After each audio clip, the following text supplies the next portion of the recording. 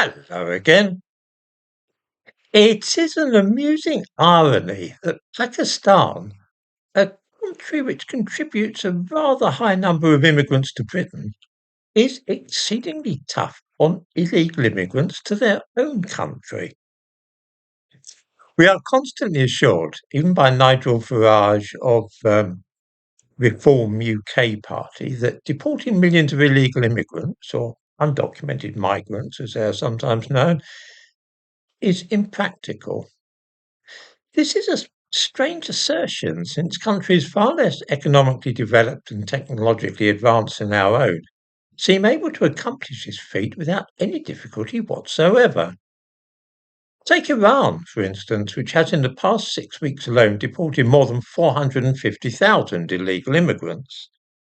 That's getting on for 500,000 since the beginning of June. Pakistan, too, is proving itself no slouch in the deportation of undesirable and undocumented immigrants, and have simply ordered such people to leave their country. Those who refuse to do so are arrested and simply removed physically. As I say, there's something very counterintuitive about the fact that Pakistan is getting so wound up about irregular immigration to its country. Pakistan is actually bothered about immigration and are taking fairly firm steps to deal with the undesirable situation. So, let's face it, Pakistani immigrants to this country are common enough. It almost looks like double standards.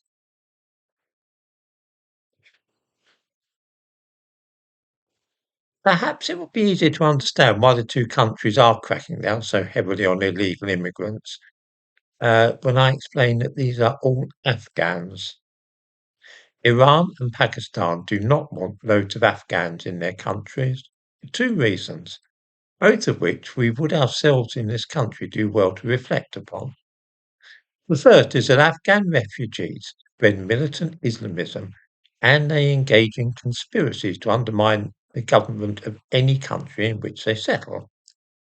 That is to say, if that government does not, in their view, comply with the requirements of the Quran and the Hadith, which means practically any country in the world, really.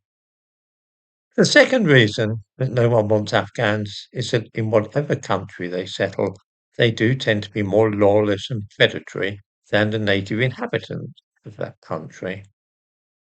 The Iranians know this, and so too does the Pakistani government. We see it here too in this country, but our own government does its best to conceal the fact. One figure, just a sample, might interest viewers, which is that Afghan men in Britain are 20 times more likely to be convicted of sexual offences than ordinary British men. I suppose the question to ask ourselves is not whether mass deportations of this sort are possible. That is manifestly the case, that it's possible to undertake them. We need rather to ask why countries like Pakistan are prepared ruthlessly to adopt such measures while we continue to welcome illegal immigrants to our own country. This is the only question which we should be asking about immigration at the moment. And over the next few days, I'll be considering possible reasons for the difference in approach by our country and Pakistan and Iran.